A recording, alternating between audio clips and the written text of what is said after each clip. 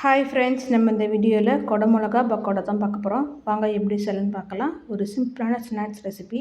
First ஒரு பவுலில் பெரிய வெங்காயத்தை பொடிசாக கட் பண்ணி இதுமாரி தனித்தனியாக உதுத்து விட்டுக்கலாம். நம்ம ஒரு 4 வெங்காயம் போதும். அப்புறம் ஒரே ஒரு கொடை மிளகா, சின்னதாக மீடியம் சைஸ் கொடை மிளகா, அதையும் இதுமாரி நீட்டமாக ஸ்லைஸ் பண்ணி எடுத்து போட்டுட்டேன்.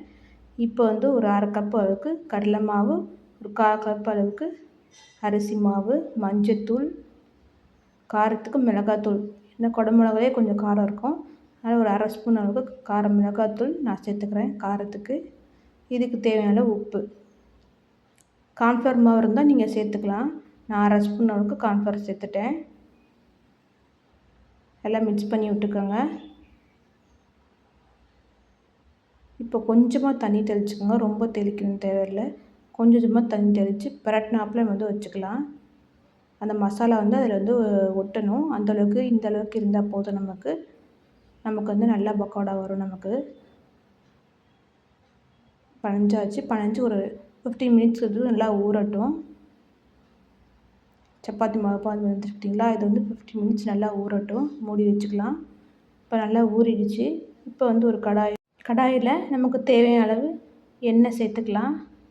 நான் கொஞ்சமாக சேர்த்துக்கிறேன், ரொம்ப சேர்க்குறேன். நமக்கு எவ்வளோ பொரிக்க வேணுமோ அந்த குவான்டிட்டி கம்மி தான், அதனால் கொஞ்சமாக சேர்த்துக்கிறேன்.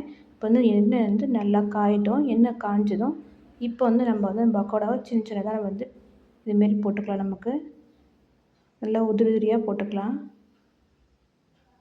இப்போ 2 நிமிஷம் அப்படியே விட்டுருங்க. அதுக்கப்புறம் திருப்பி போடுங்க. அப்போ தான் நமக்கு ஒட்டாமல் வரும். உடனே திருப்பினா நமக்கு ஒட்டிடும். ஒரு 2 நிமிஷம் வெந்ததும் அதுக்கப்புறம் நம்ம திருப்பி போடணும். இதுமாரி சிம்லேயே வச்சு நல்லா பொரிஞ்சதும் நம்ம எடுத்துடலாம். இப்போ ஓரளவுக்கு பொரிச்சு நின்றுச்சு. இப்போ ஒரு தட்டில் மாற்றிக்கலாம். எண்ணெயே கொஞ்சோட பிடிக்கல பாருங்கள், அப்படியே வந்திருக்கு நமக்கு. அவ்வளோதான், ரெடி ஆகிடுச்சு சுவையான கொடை மிளகா பக்கோடா. நீங்களும் வீட்டில் ட்ரை பண்ணி பார்த்துட்டு எப்படி இருந்துச்சுன்னு கமெண்ட் பண்ணுங்கள். தேங்க்யூ.